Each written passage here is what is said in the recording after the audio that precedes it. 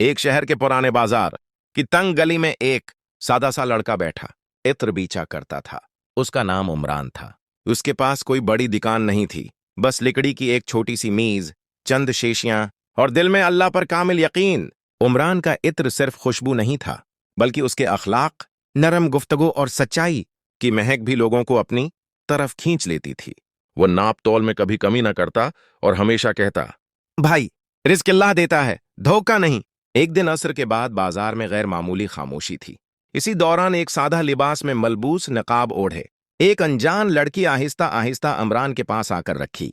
वो बोली, भाई, कोई ऐसा इत्र दिखाएं जिसकी खुशबू हल्की हो मगर दिल तक उतर जाए।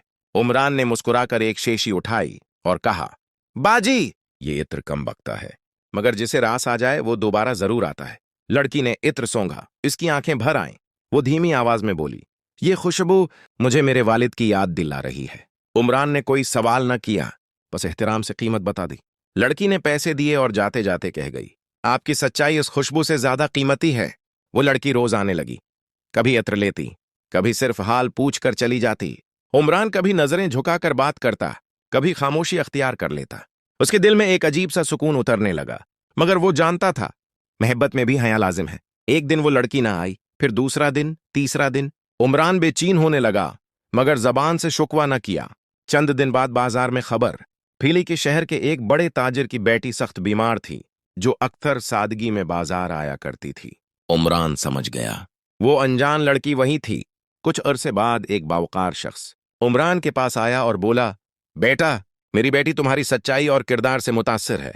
अगर तुम राजी हो तो हम रिश्ता करना चाहते हैं। उमरान की आंखों में आंसू आ गए। वो बोला, अगर ये अल्लाह की रिजा है तो मुझे कबूल है। कुछ ही उर्से बाद सादगी से निकाह हुआ। वही इत्र बेचने वाला लड़का अब भी बाजार में बैठता था, मगर अब उसकी जिंदगी में एक नई खुशबू शामिल हो चुकी थी। सब्र, हया और हलाल मोहब्बत की खुशबू।